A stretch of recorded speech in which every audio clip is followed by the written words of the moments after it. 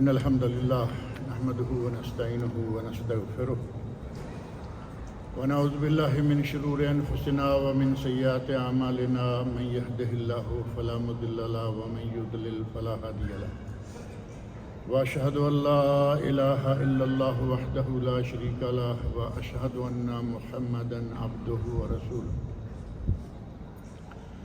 أما بعد فإن خير الحديث كتاب الله وخير الهدي هدي محمد صلى الله عليه وسلم وشر الأمور محدثاتها وكل محدثة بدعة وكل بدعة ضلالة وكل ضلالة في النار. رب اشرح لي صدري ويسر لي أمري واحلل عقدة من لساني يفقهوا قولي. رب اعوذ بك من همزات الشياطين واعوذ بك رب ان يحضرون. اعوذ بالله السميع العليم من الشيطان الرجيم. فادعوا الله مخلصين له الدين ولو كره الكافرون. وقال في مقام آخر فإذا ركبوا في الفلك دعوا الله مخلصين له الدين فلما نجاهم إلى البر إذا هم يشركون. گزشتہ جمعہ آپ کے علم میں ہے کہ سارے کا سارا موضوع جو ہے وہ دعا کے بارے میں تھا. دعا مومن کے لیے بہت ہی اہم ہے، حتیٰ کہ نبی اکرم صلی اللہ علیہ وسلم نے ارشاد فرمایا الدعاء هو العبادہ، کہ دعا عین عبادت ہے. مخ العبادہ والی بات بھی کہی تھی کہ الدعاء مخ العبادہ، یہ حدیث ضعیف ہے. مفہوم تقریباً یہی ہے، لیکن صحیح سند سے ثابت الفاظ جو ہیں وہ ہیں الدعاء هو العبادہ، دعا عین عبادت ہے. دعا کن کی قبول ہوتی ہے، دعا کن کی قبول نہیں ہوتی، اس سلسلہ میں بعض لوگ کچھ پریشانیوں میں مبتلا ہوتے ہیں کہ میں گناہ گار ہوں، میری دعا اللہ کیا قبول کرے گا. میں کسی قبر پر جاتا ہوں اور کسی بڑی سرکار کی قبر پہ کھڑے ہو کر ان سے کہتا ہوں کہ میرے لیے کچھ مانگیے اللہ سے. جو دربار پر جا کر مرادیں مانگتے ہیں وہ کچھ نہ کچھ مانگنے ہی جاتے ہیں نا، ورنہ اپنے گھر میں بیٹھ کر اللہ سے مانگنا ہے تو اپنے گھر میں، اپنے کمرے میں، اپنی گاڑی میں، اپنے دفتر میں، کہیں بھی اللہ سے مانگے. لیکن وہ دربار پر جا کر مانگتے ہیں. اور اس کی وجہ کیا ہے؟ اصل میں بنیاد یہ ہوتی ہے کہ وہ نیک لوگ ہیں، ہم گناہ گار ہیں، ہماری کہاں سنی جائے گی. جبکہ بنیادی طور پر پہلا یہ نظریہ ہی غلط ہے کہ اللہ تعالیٰ صرف نیک لوگوں کی سنتا ہے. اللہ سب کی سنتا ہے، نیکوں کی سنتا ہے، بدکاروں کی سنتا ہے، مسلمانوں کی سنتا ہے، کافروں کی سنتا ہے. کافر تو معمولی بات ہے، اللہ رب العزت نے تو شیطان کی بھی سن لی. ابلیس کی سنی گئی یا نہیں؟ ابلیس نے اللہ رب العزت کے سامنے گر گرا کر کہا قال فانذرنی الی یوم یبعثون، اے اللہ تو نے مجھے اپنے دربار سے دتکار تو دیا ہے، ٹھیک ہے، لیکن مجھے قیامت تک مہلت دے دے. مطالبہ کیا یا نہیں؟ یا زبردستی لے لیا اس نے؟ مطالبہ کیا. یہ چیز اللہ رب العزت سے مانگی. دوسرے معنوں میں یہ دعا تھی شیطان کی کہ یا اللہ مجھے قیامت تک کے مہلت دے. اور اللہ رب العزت نے اسے جواب دیا، کہا جاؤ فإنک من المنظرین، تمہیں مہلت دی گئی.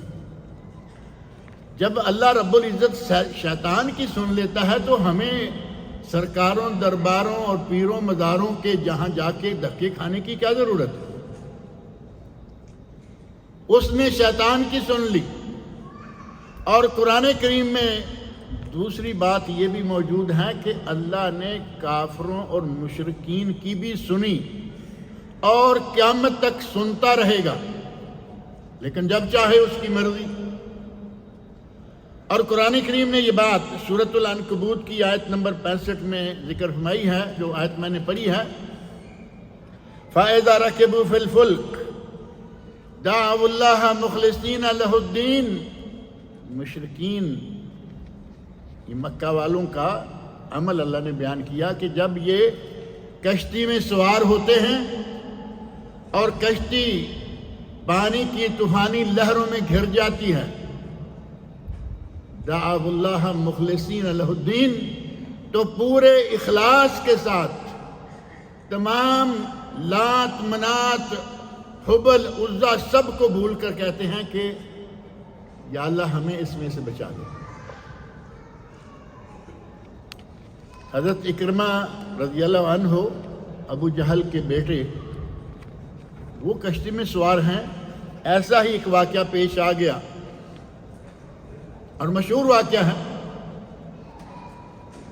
کشتی ڈولنے لگی، مشرکین کہنے لگے کہ اب محمد کے رب کو پکارو، یہاں ہمیں اس کے سوا کوئی نہیں بچا سکتا۔ اکرمہ کے اللہ رب العزت نے دن پھیرے ہوئے تھے، اللہ نے نور بھر دیا دل و دماغ میں، فوراً پکار اٹھے کہ یہ کیا بات ہوئی؟ سمندر کے باہر ہوتے ہو تو تمہارے پتہ نہیں 360 یا کتنے خدا ہیں۔ مشرکین تھے لیکن ہندوؤں سے بڑے کمزور تھے۔ وہ ہندوؤں سے کمزور تھے یا نہیں؟ ہندوؤں کے ملینز خدا ہیں، یعنی اس افرادی قوت کے حساب سے ہندو زیادہ طاقتور تھے۔ اور اگر آج مسلمانوں کا حساب کیا جائے تو ہندوؤں اور مشرکین مکہ کے درمیان یہ بھی ہے، ان کے بھی شہر شہر، گلی گلی، محلہ محلہ وہ موجود ہیں جن کو یہ پکارتے ہیں، اور پکار عبادت ہے، اور عبادت کس کے لیے ہے؟ اللہ تعالیٰ کے لیے۔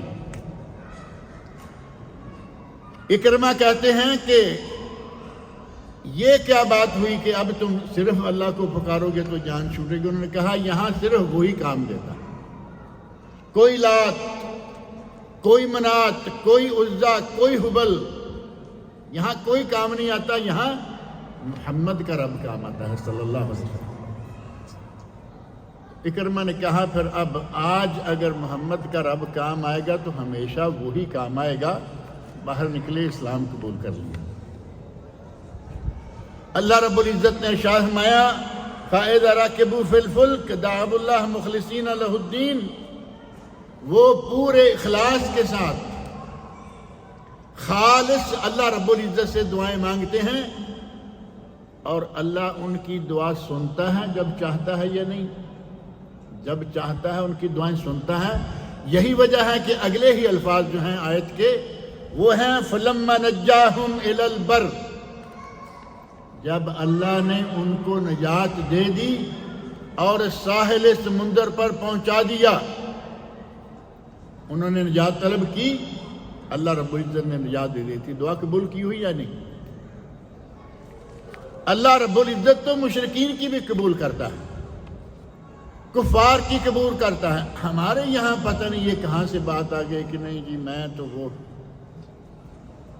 اگر اپنے آپ کو کسر نفسی ہے ٹھیک ہے، تواضع ہے ٹھیک ہے کہ میں گناہ گار ہوں، اب کم از کم کسی زندہ آدمی کے پاس جاؤ،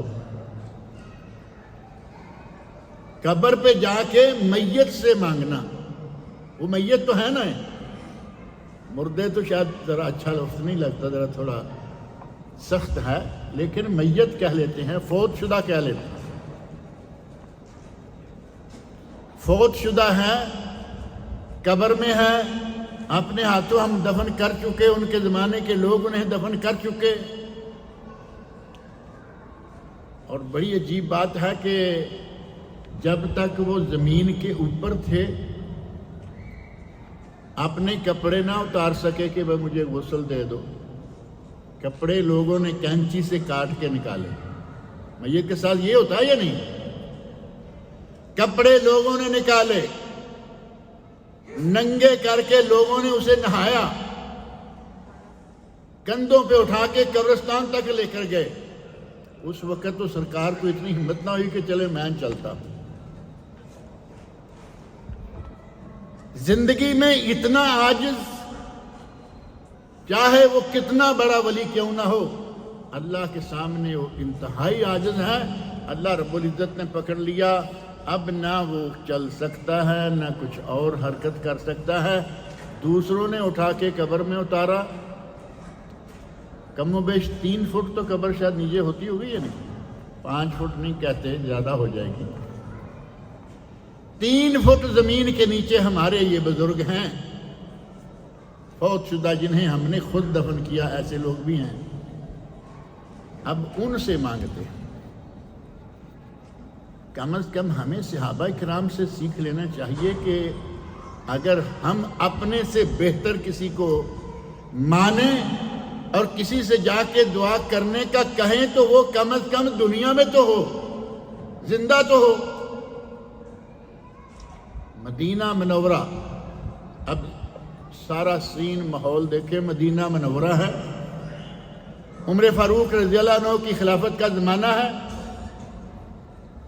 امیر المومنین عمر فاروق اللہ رب العزت کے یہاں اتنی عظمت والے ہیں، اللہ کے یہاں اتنے پیارے ہیں کہ نبی اکرم صلی اللہ علیہ وسلم فرماتے ہیں لو کان بعدی نبی، اگر میرے بعد کوئی نبی ہونا ہوتا تو یہ بدبخت جو ہمارے پنجاب میں پیدا ہوا غلام احمد قادیانی، اس کا نام لیا. کہا لو کان بعدی نبی لکان عمر، اگر میرے بعد کوئی نبی ہونا ہوتا تو وہ عمر فاروق رضی اللہ عنہ ہوتا. اتنی عظمت والا، اللہ کے یہاں اتنا پیارا. فرمایا اے ابن الخطاب، اے خطاب کے بیٹے تیرے کیا کہنے، کسی گلی میں شیطان آ رہا ہو اور تم مڑ کر اس گلی میں داخل ہو جاؤ تو وہ تمہیں دیکھتے ہی بھاگ جاتا ہے. کتنی عظمت ہے، کتنا مقام ہے. لیکن اپنے سے بہتر تلاش کیا، اور اپنے سے بہتر، امتی سے بہتر کون ہو سکتا ہے؟ نبی یا نہیں؟ امتی سے بہتر نبی. لیکن نبی پاک صلی اللہ علیہ وسلم مدینہ منورہ، ساری دنیا جانتی ہے آج بھی اس وقت سے مدینہ منورہ شہر ہے اور مقام معروف ہے جو آج مسجد نبوی کے اندر آ چکا ہے، اس وقت اندر نہیں تھا. حضرت عمر فاروق رضی اللہ عنہ یہاں تک نہیں آئے کہ ہمارے نبی، جن سے زیادہ متقی پرہیزگار، جن سے زیادہ پارسا، جن سے زیادہ عظمت والا نہ کبھی کوئی تھا نہ کبھی ہوگا، ان کے پاس نہیں گئے. کم از کم صحابہ کرام سے ہی ہم سیکھ لیں. زندہ نبی کے پاس جاؤ، دعا کرواؤ، کوئی حرج نہیں ہے، جائز ہے. ہمارے سامنے یہ باتیں قرآن و سنت میں موجود ہیں. لیکن نہیں، وہاں نہیں جائیں گے، جائیں گے میت کے پاس. کم عقلی کی انتہا ہے. اللہ تعالیٰ نے قرآن کریم میں بہت دفعہ کہا ہے کہ مشرک کو عقل نہیں ہوتی. اب یہ عقل کیا ہے؟ یہ عقل فی الدین ہے. دین کے معاملہ میں عقل نہیں ہوتی، ورنہ تو آپ کو معلوم ہے کفار ہیں، مشرکین ہیں، بدھسٹ ہیں، یہودی، عیسائی، وہ کتنی بڑی بڑی حکومتیں چلا رہے ہیں، لیکن دینی اعتبار سے عقل نہیں. دنیا کا بڑا مشہور و معروف وکیل ایک گزرا ہے، سر ظفر اللہ. انگریزوں نے اسے سر کا خطاب دیا، اور انگریز اپنی مرضی سے بہت سے ایسے لوگوں کو نوازا کرتے ہیں جو دین اسلام کا پکا دشمن ہو. انہی میں سے یہ ہے. یہ دنیا بھر میں جو عالمی عدالت ہوتی ہے اس کا وکیل ہے. اور مرزا غلام احمد قادیانی کو اس نے نبی مان لیا. عقل کام آئی. کہتے ہیں نا کہ وکیل بڑے شاطر ہوتے ہیں، وکیل بڑے، صحیح بات ہے کہ وکالت تو ذہین آدمی کرے گا، اور آج کی وکالت خاص طور پر جس میں بے ایمان پرلے درجے کے اور حد سے گزرے ہوئے جھوٹے بے شمار موجود ہیں، سچے کو جھوٹا، جھوٹے کو سچا کر کے دینا، اور بڑی ہوشیاری سے، عقل ہے تو یہ کام ہو رہا ہے نا، لیکن دین کے معاملے عقل کا نہیں۔ مرزے جیسے آدمی کو جسے اپنا ہوش نہیں، میں مریم ہوں، میں عیسیٰ ہوں، مجھے حیض آتا ہے، مجھے حمل ہوا، میں خود پیدا ہوا۔ جس آدمی کے یہ 5 جملے سامنے رکھے جائیں اسے انسان ماننے کو جی چاہتا ہے؟ پاگل انسان، اسے نبی مان لیا۔ مشرکین کو دین کے معاملے میں ان کے یہاں کوئی عقل نہیں ہوتی۔ اللہ نے فرمایا فَلَمَّا نَجَّاهُمْ إِلَى الْبَرِّ إِذَا هُمْ يُشْرِكُونَ، جب ہم نے ان کی دعا سن لی، جب ہم ان کی دعا سن لیتے ہیں، ان کی طلب جو ہے وہ پوری کر دیتے ہیں، اذا ہم یشرکون، تو پھر وہ شرک کرنا شروع کر دیتے۔ دعا مانگنے کے لیے اپنا پارسا ہونا ضروری نہیں، شیطان کی سنی گئی، مشرکین کی سنی جاتی ہے، ہماری بھی اللہ تعالیٰ ضرور سنتا ہے۔ لیکن نبی اکرم صلی اللہ علیہ وسلم فرمایا نا 3 میں سے ایک، یا جو آپ نے مانگا مل جائے گا، یا اسی کے برابر کوئی نقصان ہونے والا تھا وہ روک دیا جائے گا، یا پھر قیامت کے دن کے لیے اجر، ثواب، جنت، رحمت، کفارہ ذنوب، کسی بھی شکل میں اللہ اسے محفوظ کر لے گا، دعا ضائع نہیں جائے گی۔ ہمیں چاہیے کہ کم از کم ہوش و واس سے کام لیں، کس سے دعا مانگنے کے لیے کہنا ہے، کہاں ہم جا رہے ہیں، لیکن ہمارے یہاں وہ چیزیں نہیں ہیں۔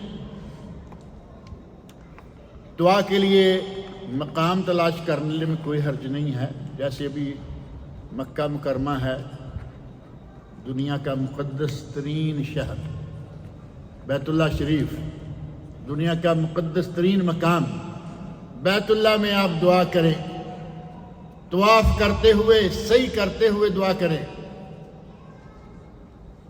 منا میں، مزدلفہ میں، عرفات میں، ان مقامات پر دعا کریں۔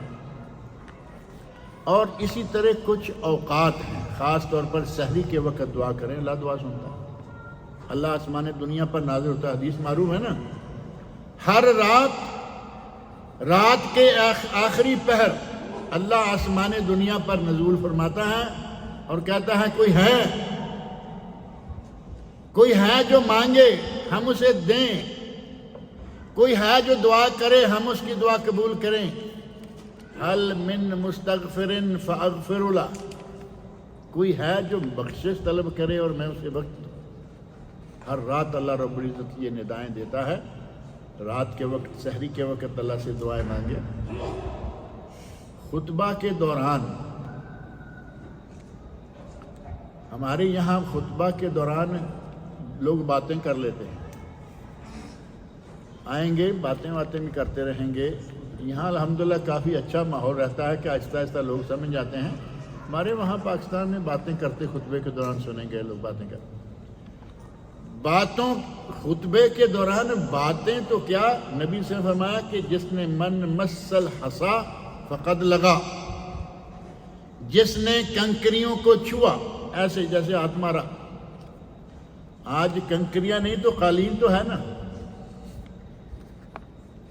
اب آدمی سجدے جائے اور سجدے جانے سے پہلے بعد میں ادھر تھوڑا ہاتھ مارا، دائیں طرف ہاتھ کریں تو پھول کا ڈیزائن بدل جاتا ہے، اسی کو قالینیں جو بڑی ہیں، بائیں طرف تھوڑا ہاتھ پھیریں وہی جگہ لیکن رنگ بدل جائے گا۔ اب نماز پڑھ رہا ہو اور رنگ چیک کر رہا ہو، جمعہ ہو، لغو ہے یا نہیں؟ فقط لگا کا معنی اہل علم نے یہ کیا ہے کہ اسے جمعے کا ثواب نہیں ملے گا، فرض ادا ہو گیا بس، ثواب نہیں۔ ہمارے بھائیوں میں سے بعض لوگوں کو میں نے دیکھا ہے، زیادہ ظن غالب یہ ہے کہ وہ پاک و ہند میں سے نہیں بلکہ عربوں سے، مصر سے، ادھر ادھر سے ہوں گے۔ کئی مرتبہ میں نے دیکھا کہ دوران خطبہ مسواک کر رہے ہیں، دوران خطبہ، یہ لغو ہے۔ اس وقت مسواک کرنا سنت نہیں ہے، یہ لغو میں آئے گا۔ اور کئی بڑے مزے سے خطبہ چل رہا ہے اور وہ تسبیح پھیر رہا ہے، یہ جائز ہوگا؟ کام دونوں غلط نہیں، کام دونوں صحیح ہیں، لیکن ان کی ٹائمنگ غلط ہے۔ ٹائمنگ غلط کے حوالے سے ایک بات ذہن میں آ گئی کہ نبی اکرم صلی اللہ علیہ وسلم کسی کے یہاں دعوت کھاتے تو کھانا کھانے کے بعد دعا فرمایا کرتے تھے۔ معروف ہے نا، کھانا کھانے کے بعد دعائیں نبی صلی اللہ علیہ وسلم نے سکھلائی ہیں۔ اور ہمارے یہاں ٹائمنگ کو غلط کر دیا، ٹائم سے آؤٹ ہو گئے، اور پہلے کھانے رکھے ہوئے ہیں رنگ برنگے، اور پہلے ہی دعا شروع ہو گئی۔ دعا کے ساتھ کچھ اضافے، قرآن کریم کی تلاوت، سورۃ الفاتحہ بھی پڑھتے ہیں خاص طور پر، بلکہ نام ہی یہ رکھا ہوا ہے کہ فاتحہ شریف کا ختم دلائیں گے۔ نبی اکرم صلی اللہ علیہ وسلم نے بعد میں دعا کی ہے، ٹھیک ہے، بعد میں دعا کیجئے، سنت پہ عمل ہو جائے گا، گھر والے کو فائدہ ہو جائے گا۔ یہ پہلے ہی اپنے سامنے یہ ختمات، سید احمد شہید، سید اسماعیل شہید رحمۃ اللہ علیہ کے ساتھ جو ان کے بڑوں میں سے تھے، وہ کہتے ہیں کہ کبھی آج صحابہ کرام دنیا میں آ جائیں اور لوگوں کو ختم دیتے ہوئے یہ انداز میں دیکھیں تو وہ کہیں کہ یہ اسلام کہاں کا ہے؟ ہم نے اسلام کا حلیہ بگاڑ کے رکھ دیا، اور کسی ایک بات میں نہیں، دعاؤں میں، نداؤں میں، چلتے اٹھتے بیٹھتے حرکتوں میں۔ اور پھر آج کل ربیع الاول چل رہا ہے، حلیے کی بگڑی ہوئی شکلیں آج تو بہت نظر آئیں گی۔ نبی اکرم صلی اللہ علیہ وسلم سے کیا صحابہ کرام محبت نہیں کرتے تھے؟ صحابہ کرام رضی اللہ عنہم کی محبت تو اتنی تھی کہ نبی صلی اللہ علیہ وسلم کے اشارہ ابرو پر وہ جان تک قربان کرنے کے لیے تیار ہے، اپنے آپ کو نبی صلی اللہ علیہ وسلم کے سامنے ڈھال بنا لیتے۔ صحابی ہیں اور کھڑا ہے، نبی اکرم صلی اللہ علیہ وسلم میدان کا نظارہ دیکھنا چاہتے ہیں، میدان کارزار ہے، جنگ ہے، اور آپ ان کے پیچھے ہیں۔ آپ تھوڑا سا سر اقدس اوپر کرتے ہیں، صحابی محسوس کرتا ہے تو کہتا ہے یا رسول اللہ آپ ذرا میرے پیچھے رہیے، کہیں کسی مجرم کا تیر آ کے نہ لگ جائے، وہ لگے تو مجھے لگے، آپ کو نہ لگے۔ جن لوگوں میں اتنی محبت تھی، جو نبی اکرم صلی اللہ علیہ وسلم سے اس حد تک محبت کرتے تھے، کیا ان کے پاس 4 پیسے نہیں تھے کہ وہ 4-6 موم بتیاں لا کے جلا لیں؟ ان کے پاس آج جو کچھ ہمارے یہاں کیا جا رہا ہے ان میں کیا کمی تھی؟ اگر مکہ کے زمانہ میں یہ کہہ بھی لیا جائے کہ کچھ غربت تھی، کچھ یہ تھا، کچھ وہ تھا، لیکن مدینہ منورہ میں پہنچنے کے بعد تو صحابہ بھی مالدار، اور خود نبی اکرم صلی اللہ علیہ وسلم کے پاس کیسر و کسرا کے خزانے آ گئے۔ اصل بات یہ ہے کہ ہمارے یہاں تنازعات، اختلافات، دینی مذہبی جھگڑے بے شمار ہو گئے ہیں۔ ہمیں قرآن کریم نے، نبی اکرم صلی اللہ علیہ وسلم نے ہمیں ایسے موقع پر کچھ اصول دیے۔ ہمیں کسی سے کوئی لڑائی تو کرنی نہیں، نہ کر سکتے ہیں، نہ جائز ہے، لیکن اصول تو ذکر کر سکتے ہیں نا قرآن کریم سے، نبی صلی اللہ علیہ وسلم کے ارشادات سے۔ اللہ رب العزت نے اس امت کو امت واحد، کان الناس امتاً واحدہ، لوگ ایک امت تھے، اور پھر اس امت میں اختلافات آ گئے۔ اللہ رب العزت نے امت کو آزمانے کے لیے یہ سلسلے جو ہیں ان میں ڈالے۔ نبی اکرم صلی اللہ علیہ وسلم بھی تو خبر دے گئے نا، افترقت الیہود علی 71 فرقہ وافترقت النصارى على 72 فرقہ وستفترق امتی على 73 فرقہ۔ سنن کی مشہور حدیث، صحیح سند سے ثابت، یہودیوں کے 71، عیسائیوں کے 72 اور میری امت کے 73 فرقے ہو جائیں گے۔ اب اختلافات تو ظاہر ہے کہ ہوتے ہیں اور موجود ہیں، ان اختلافات میں برائے اس کے کہ ہم جنگیں کریں، ہمیں ہوش و حواس سے قرآن و سنت کا مطالعہ کرنا چاہیے، دیکھنا چاہیے کہ اگر کہیں تنازع ہو جائے، اگر کہیں اختلاف ہو جاتا ہے تو اس کا حل کیا ہے۔ اختلاف ایک فطری سا عمل ہے۔ صحابہ کرام میں اختلاف ہوئے یا نہیں ہوئے؟ آج اگر آپ صرف صحابہ کرام کے اختلاف اور اس کے حل کو نظر میں رکھیں، آج اختلاف رہے گا نہیں، ہوگا ضرور لیکن رہے گا نہیں۔ صحابہ کرام میں اختلاف ہو گیا کہ نبی اکرم صلی اللہ علیہ وسلم فوت ہو گئے ہیں یا زندہ ہیں۔ چلیے یہیں سے شروع کر لیجئے۔ ہمارے یہاں کہتے ہیں کہ ہماری سرکار زندہ ہے، منو مٹی کے نیچے پڑی سرکار زندہ ہے، اور ادھر صحابہ میں اختلاف ہوا، نبی اکرم صلی اللہ علیہ وسلم وفات پا گئے، اور حضرت عمر فاروق، اب دیکھیں وہی عمر فاروق، تلوار سونتی اور کہا جس نے کہا کہ نبی فوت ہو گئے ہیں میں اس کا سر قلم کر دوں۔ پھر اتفاق کس بات پر ہوا؟ میری آپ کی مرضی پر نہیں۔ حضرت ابوبکر صدیق رضی اللہ عنہ آئے تو آپ نے فرمایا، قرآن کریم میں اللہ رب العزت نے کیا فرمایا ہے؟ ما کان محمد ابا احد من رجالکم۔ دوسری جگہ جو ارشاد ہے، وما محمد الا رسول قد خلت من قبلہ الرسل افإن مات او قتل انقلبتم علی اعقابکم۔ فرمایا کہ نبی صلی اللہ علیہ وسلم، یہ اللہ رب العزت کا ارشاد ہے، وما محمد الا رسول، محمد صلی اللہ علیہ وسلم میرے رسول ہیں، میرے رسول تھے، قد خلت من قبلہ الرسل، یہ کوئی پہلے رسول نہیں جو فوت ہوئے، ان سے پہلے معروف ہے نا 1,24,000 ضعیف روایت، لیکن لاکھوں کر لیں، ہزاروں کر لیں، انبیاء آئے اور سارے کے سارے فوت ہو گئے۔ أَفَإِن مَاتَ أَوْ قُتِلَ انقلبتم علی اعقابکم، اگر نبی صلی اللہ علیہ وسلم فوت ہو جائیں یا میدان جہاد میں شہادت پا جائیں تو کیا تم اپنی ایڑیوں کے بل مڑ جاؤ گے، اسلام چھوڑ دو گے؟ حضرت ابوبکر صدیق رضی اللہ عنہ نے یہ آیت پڑھی اور فرمایا، من کان یعبد محمدا فإن محمدا قد مات، جو محمد صلی اللہ علیہ وسلم کی عبادت کرتا تھا اس کا خدا مر گیا۔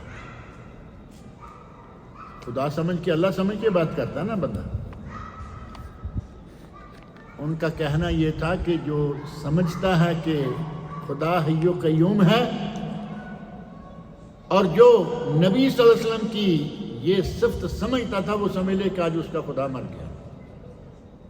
حضرت عمر فاروق کہتے ہیں کہ میری ٹانگوں میں جان نہ رہی کہ میں کھڑا رہ سکوں، دیوار کے ساتھ ٹیک لگائے اور آہستہ آہستہ میں بیٹھ گیا، اور مجھے یوں لگا کہ جیسے یہ آیت آج نازل ہوئی۔ صحابہ کرام رضی اللہ عنہم نے اپنا اختلاف آیا، حل کیا، قرآن کی آیت، اور بڑی عقل مندی کے ساتھ حضرت ابوبکر صدیق کے یہ کلمہ، قبر کیسی ہو، لحد والی ہو یا شق والی، دو شکلیں ہیں نا قبر کی، ایک درمیان میں شق اور ایک بغل میں لحد۔ انہوں نے کہا ہمارے پاس دو آدمی ہیں، ایک اسپیشلسٹ شق کا، ایک لحد کا، دونوں کو پیغام بھیج دو، جو پہلے آ جائے گا وہ اپنا کام کرے گا۔ لحد والا آ گیا، نبی اکرم صلی اللہ علیہ وسلم کی قبر مبارک لحد والی، یعنی بغل میں جو جگہ بنائی جاتی ہے۔ اگر یہی انداز ہمارے یہاں ہو کہ ٹھیک ہے قرآن کریم کی آیت آ جائے، نبی اکرم صلی اللہ علیہ وسلم کا ارشاد آ جائے، بات ختم کر دیں، اللہ رب العزت نے ہمیں سب سے اختلافات کے سلسلہ میں پہلا یہ ہمیں اصول دیا کہ اختلاف کرو ہی نہیں، اختلاف کرو ہی نہیں۔ اطیعوا اللہ و رسولہ، اللہ اور اس کے رسول کی اطاعت کرو، ولا تنازعوا فتفشلوا وتذهب ريحكم، اگر تنازعوں میں اختلافات میں پڑ جاؤ گے، تفشلو ناکام ہو جاؤ گے، دشمن تم پہ حاوی آ جائے گا، وتذهب ريحكم اور تمہاری ہوا اکھڑ جائے گی۔ آج آپ اندازہ کر لیں مسلمانوں کے کتنے ملک ہیں ٹوٹل؟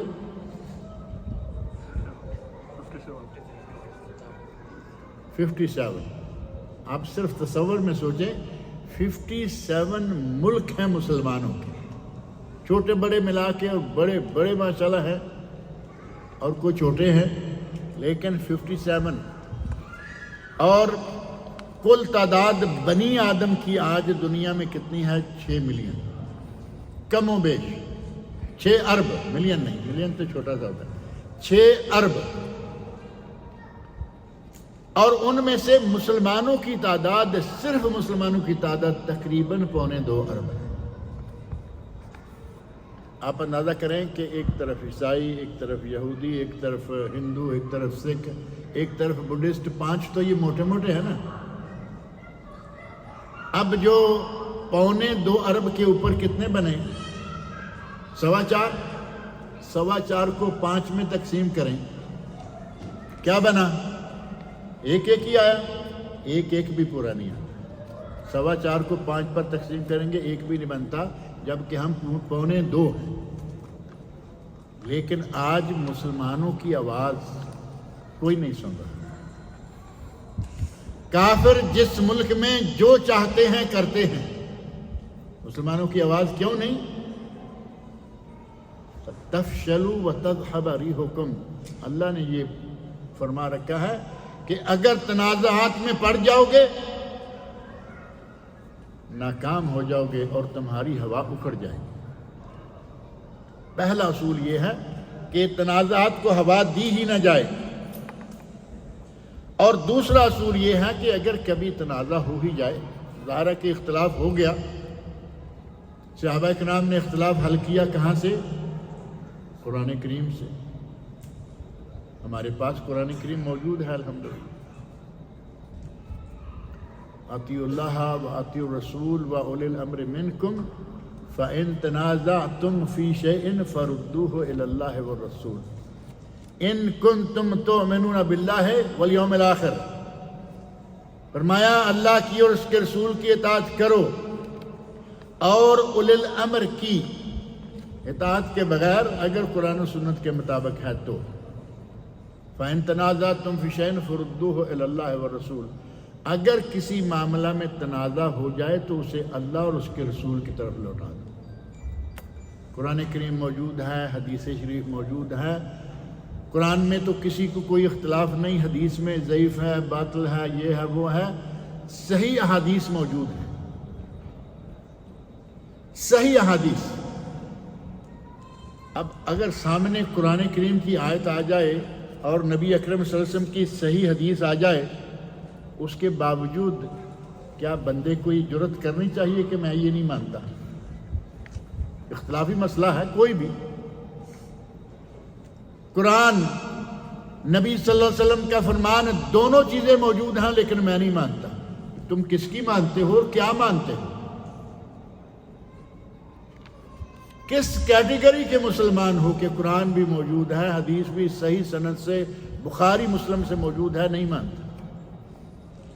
اور عوام تو عوام، ہمارے یہاں تو کیا کہتے ہیں، آوے کا آوا ہی بگڑا ہوا ہے۔ علماء، بڑے بڑے علماء موجود ہیں، قرآن و سنت بھی جانتے ہیں لیکن مانتے نہیں۔ فرمایا فَإِن تَنَازَعْتُمْ فَرُدُّوهُ إِلَى اللَّهِ وَالرَّسُولِ فَإِن تَنَازَعْتُمْ فِي شَيْءٍ فَرُدُّوهُ إِلَى اللَّهِ وَالرَّسُولِ إِن كُنتُمْ تُؤْمِنُونَ بِاللَّهِ وَالْيَوْمِ الْآخِرِ، اگر تمہارا اللہ کی ذات پر اور قیامت کے دن پر ایمان ہے تو قرآن و سنت کے سامنے اپنا مسئلہ پیش کرو، اور اگر قرآن و سنت کے سامنے مسئلہ پیش کر لیا اور قرآن و سنت نے فیصلہ دے دیا، یعنی قرآن و سنت سے فیصلہ آ گیا، اب اگر نہیں مانے گا، چاہیے تو یہ نا کہ آمنا و صدقنا، قرآن بھی آ گیا، حدیث بھی آ گئی، اب اگر کوئی نہیں مانتا تو کیا اس کو ایماندار کہیں گے؟ ڈر آ رہا نا کہ نہیں کہتے ہوئے؟ کیسے نہیں؟ قرآن کہہ رہا ہے، یہ قرآن کریم کی آیت ہے، سورۃ النساء آیت 65، فلا وربک لا یؤمنون، فلا وربک، قسم ہے تیرے رب کی ہے میرے نبی۔ اللہ رب العزت نے بڑی قسمیں قرآن کریم میں کھائیں، لیکن اپنی قسم فرمایا فلا وربک لا یؤمنون حتی یحکموک فیما شجر بینہم، اے میرے نبی اپنے اختلافی مسائل میں اگر یہ تمہیں قاضی نہ مان لیں، جج نہ مان لیں، فیصل اور ثالث نہ مان لیں، لا یؤمنون، یہ ایماندار نہیں ہے۔ کیا ہم چاہتے ہیں کہ اپنے آپ کو ایمان سے خالی ثابت کریں؟ فلا وربک لا، اے میرے نبی تیرے رب کی قسم ہے کہ یہ مومن نہیں ہو سکتے جب تک کہ یہ تیرے فیصلے کو، تو فیصلہ کرے، تجھے فیصل بنائیں اور تیرے فیصلے کو مان نہ لیں۔ آپ فیصلہ دے دیں، ثم لا یجدوا فی انفسہم حرجا مما قضیت، نبی کا فیصلہ آ جائے اور اس کے بعد جو فیصلہ وہ نبی کر دے اس پر کسی قسم کا دل میں حرج نہ ہو۔ ثم لا یجدوا فی انفسہم حرجا، فیصلے پر حرج محسوس نہ کریں بلکہ فوراً سر تسلیم خم کریں کہ میرے نبی کا فیصلہ آ گیا، بات ختم ہو گئی۔ وَيُسَلِّمُ تَسْلِيمًا، اور اس فیصلے کو تسلیم کریں، اس کے سامنے اپنا سر جھکا لیں۔ فیصلہ آ گیا، اللہ کے رسول نے فیصلہ دے دیا، اب کسی کو یہ اختیار رہے گا کہ نہیں میں بھی کچھ کروں گا یا میں کچھ اور کروں گا؟ یہ اختیار رہتا ہے؟ اللہ رب العزت نے یہ اختیار چھین لیا ہے، اور قرآن کریم میں ہے یہ بات ہے۔ قرآن کریم میں اللہ رب العزت نے ارشاد فرمایا وَمَا كَانَ لِمُؤْمِنٍ وَلَا مُؤْمِنَةٍ إِذَا قَضَى اللَّهُ وَرَسُولُهُ أَمْرًا أَن يَكُونَ لَهُمُ الْخِيَرَةُ مِنْ أَمْرِهِمْ، اگر اللہ اور اس کے رسول کا کوئی فیصلہ آ جائے، کسی مومن مرد اور کسی مومن عورت کو یہ اختیار نہیں ہے۔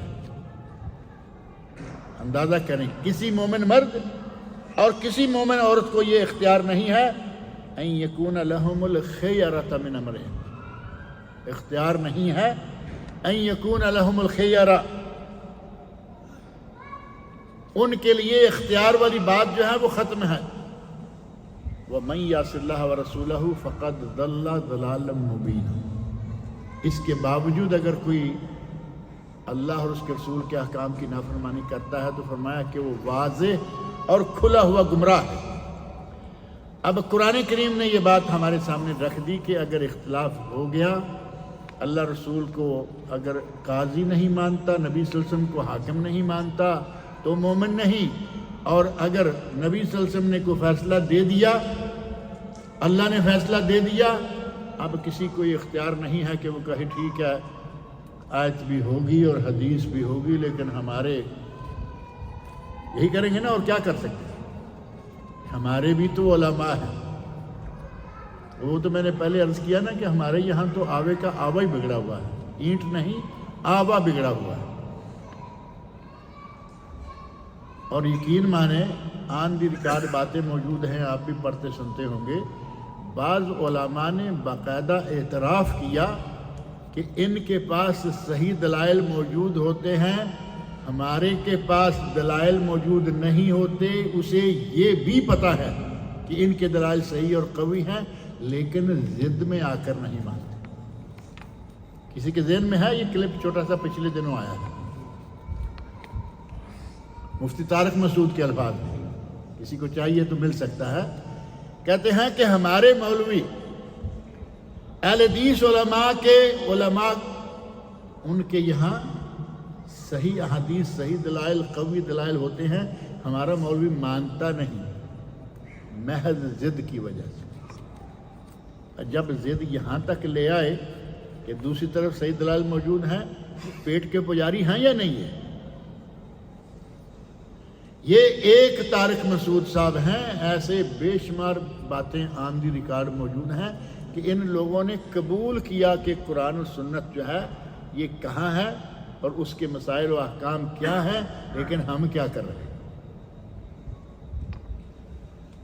اگر جو ابھی چند دن کے بعد ہمارے یہاں پاک و ہند میں احتفالات ہونے جا رہے ہیں، وہاں آج یہاں 10 ہے نا، 10 ربیع الاول ہے، پاکستان میں 9 ہوگی، انڈیا میں۔ اس اعتبار سے 3 دن رہ گئے، یہاں 2 اور وہاں 3۔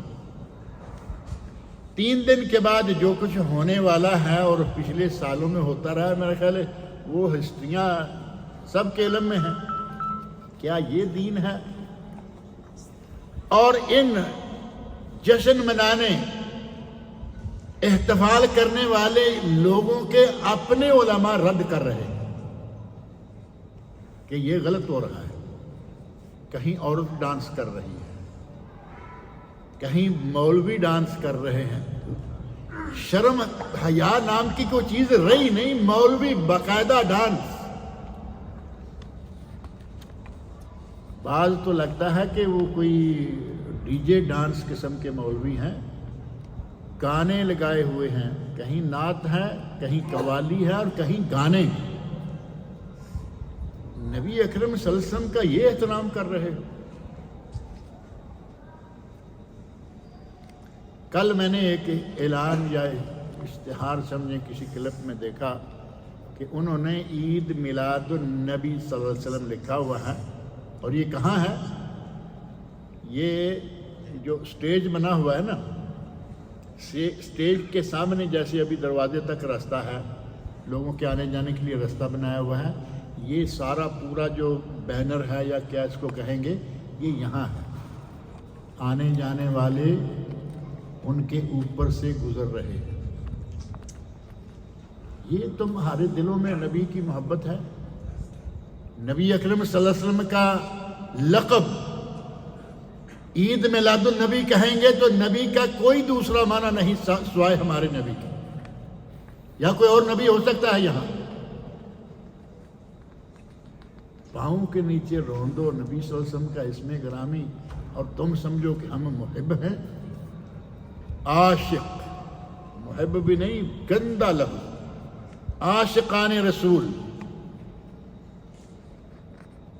قرآن و سنت میں کسی صحیح حدیث میں نہ قرآن کریم میں یہ لفظ تک نہیں آیا، لیکن بس ٹھیک ہے، اب محبت بھی تو اسی طرح کی کرتے ہیں نا، نام لکھا اور اوپر سے گزر گئے۔ یہی عشق ہے، عشق کی گندگی ہے۔ اگر یہ کام نیکی ہوتی تو خود نبی صلی اللہ علیہ وسلم کرتے، کیونکہ اپنی ولادت کے بعد آپ 63 سال زندہ رہے، 40 نکال دیجئے، 23 سال نبی رہے، 13 اور نکال دیجئے کہ مکہ مکرمہ میں غربت تھی، 10 سال مالدار تھے یا نہیں؟ آپ نے تو ایسا کچھ نہ کیا۔ صحابہ کرام جان قربان کرنے والے، کسی نے ایسا کچھ نہ کیا۔ اگر یہ نیکی ہوتی تو نبی اکرم صلی اللہ علیہ وسلم ہمیں اس کا پتہ دے کے گئے ہوتے، صحابہ کو بتا کے گئے ہوتے، کیونکہ سورۃ توبہ کی آیت نمبر 128 میں نبی صلی اللہ علیہ وسلم کے جو اوصاف 2 بیان کیے گئے ہیں وہ ہیں لَقَدْ جَاءَكُمْ رَسُولٌ مِّنْ أَنفُسِكُمْ، تمہارے پاس تم ہی میں سے ایک رسول آیا، عزیز علیہ ما عنتم، کوئی چیز اگر تمہارے لیے تکلیف دہ ہے تو اس کے لیے وہ بہت ہی تکلیف دہ ہے، حریص علیکم، تمہاری خیر کے وہ بڑے ہی حریص ہیں، بالمومنین رؤوف الرحیم، اور مومنوں کے لیے رؤوف رحیم ہے۔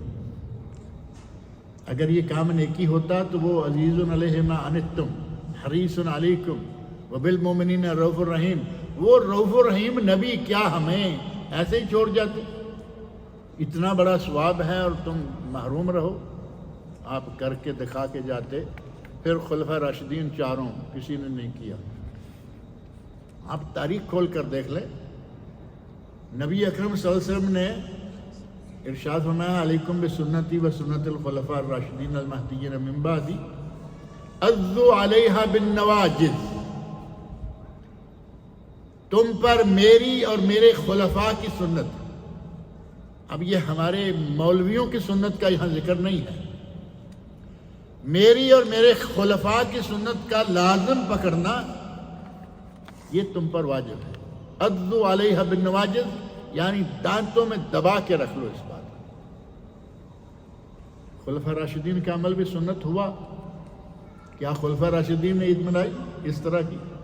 یہ جشن کیے؟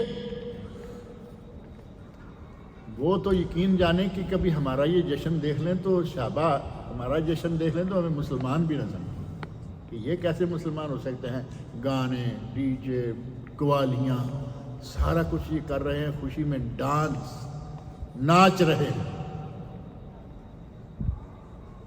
صحابہ کرام نے نہیں کیا، تابعین نے کیا. ہمارے معروف 4 مکاتب فکر جو فقہی ہیں، حنفی، شافعی، مالکی، حنبلی، امام ابو حنیفہ، امام مالک، امام شافعی، امام احمد بن حنبل رحمۃ اللہ علیہم اجمعین، چاروں میں سے کسی نے نہ کیا نہ کہا.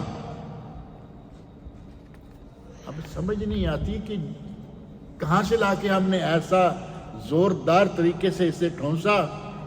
اور 625 ہجری، اب 625 ہجری میں باقاعدگی کے ساتھ اس کا سلسلہ شروع ہوا. عید میلاد کے حوالے سے آپ کہتے ہیں ایک کام جو 625 سال نہیں تھا. کتنا عرصہ ہے؟ 6 صدیاں اور پھر ربع صدی. 6.25 صدیوں تک جو کام نہیں تھا، نہ سنت تھی نہ ثواب تھا، وہ آج ہمارے لیے کیسے سنت و ثواب ہو؟ پتہ نہیں ہماری عقل کہاں گئی ہے. بڑے بڑے سمجھدار، بڑے بڑے. اور پھر عجیب بات یہ ہے کہ اگر تم یہ خوشیاں نبی کی ولادت پر ہی واقعی مناؤ تو کچھ بات بنتی ہے. ابھی ہمارے بر صغیر پاک و ہند میں جو یہ کام کرتے ہیں ہمارے بریلوی مکتب فکر کے لوگ ہیں، واضح سی بات ہے. ان کے امام اعلی حضرت احمد رضا خان صاحب بریلوی کی کتابیں کھول کے دیکھو اور پوچھو کہ نبی صلی اللہ علیہ وسلم کس دن پیدا ہوئے. کوئی بھی ان کی کتابوں میں یہ نہیں نکال سکتا کہ 12 کو پیدا ہوئے. وہ 9 کے قریب تر، کیونکہ مورخین میں یہ دونوں باتیں موجود ہیں، یا 8 یا 9، اور زیادہ صحیح یا زیادہ معروف 9. اور انہوں نے 8 لکھا ہے کہ نبی صلی اللہ علیہ وسلم کی ولادت 8 ہے. لیکن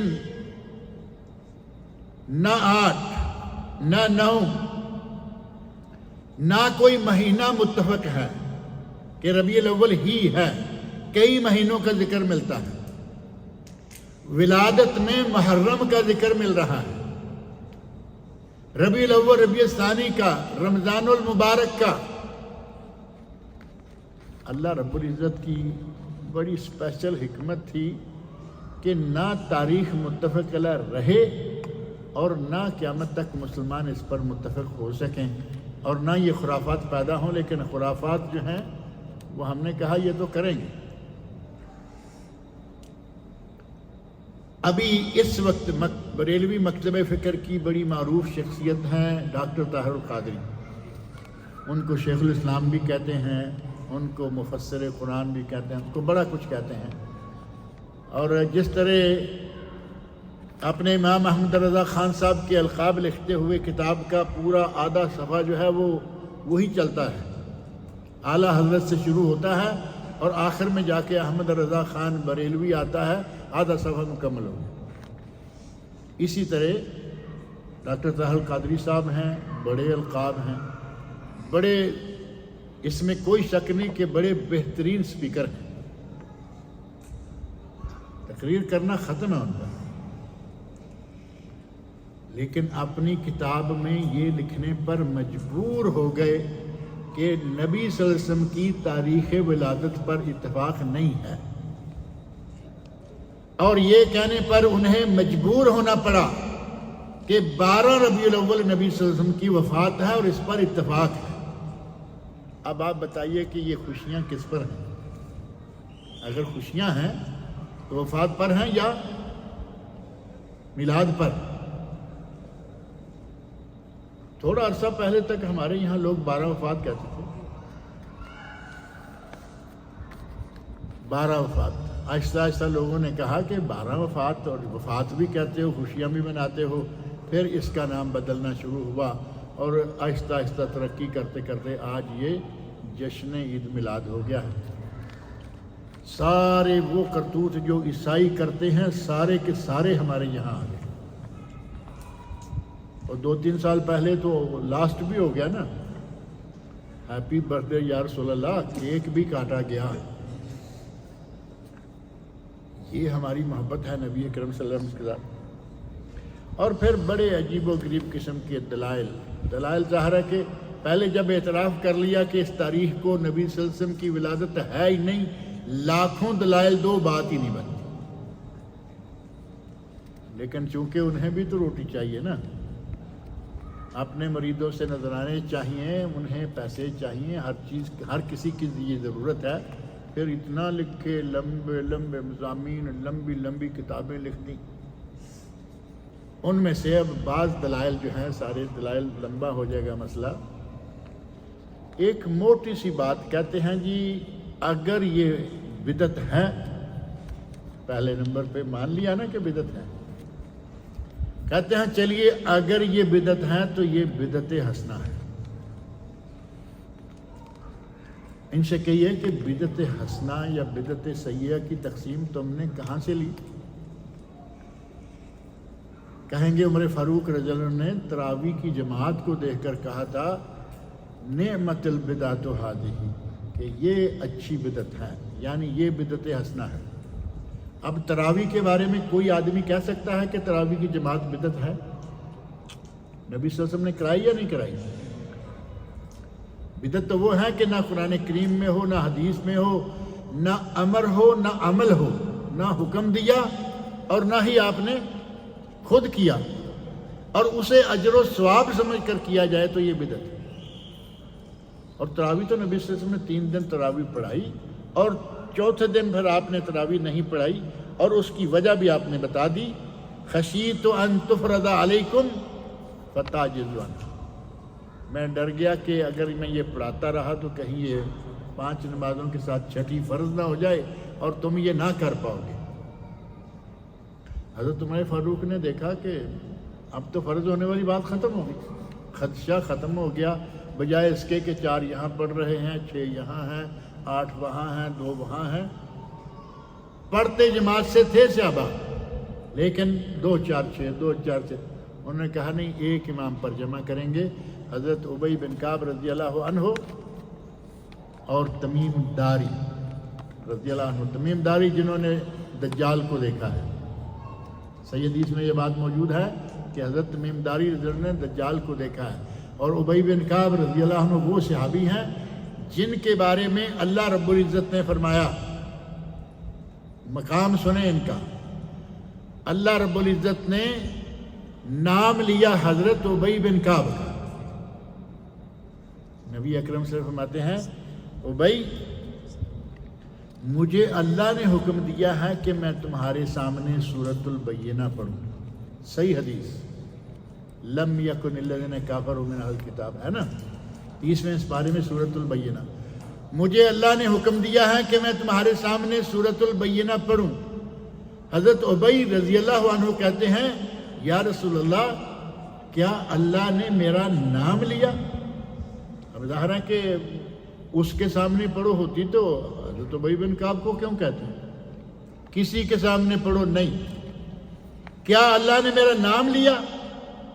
نبی اکرم صلی اللہ علیہ وسلم فرمایا، ہاں اللہ نے تیرا نام لے کے کہا۔ تو خوشی سے زار و قطار رونا شروع ہو گئے کہ میرے رب نے میرا نام لے کر حضرت عمر فاروق نے 2 آدمیوں کو مدینہ منورہ کا امام تراوی مقرر کیا. کہتے ہیں جی وہ بدعت تھی. وہ بدعت کہاں تھی؟ وہ سنت تھی، سنت کا احیاء تھا، سنت تھی، اسے زندہ کیا گیا. اور اگر اس کے ساتھ ہی نبی اکرم صلی اللہ علیہ وسلم کا ارشاد لگا لیں جو ہر خطبے میں ہوتا ہے، ہر درس میں ہوتا ہے، کل بدعۃ ضلالہ، کیا اس میں سے کچھ حسنہ نکالی نبی صلی اللہ علیہ وسلم نے؟ کل بدعۃ ضلالہ وکل ضلالۃ فی النار، ہر بدعت گمراہی اور ہر گمراہی کا انجام جہنم. کہاں گئی تمہاری حسنہ بھائی؟ تم کہہ رہے ہو چلیے پھر ہاں حسنہ مان لیتے ہیں. اللہ کے نبی نے فرمایا کوئی حسنہ نہیں، کل بدعت ضلالہ. بہت ساری باتیں ہیں جو یہ کرتے ہیں. اللہ تعالی ہمیں کتاب اللہ اور سنت رسول پر عمل کرنے کی توفیق عطا فرمائے. یہی بہترین رستہ ہے، یہی صراط مستقیم ہے.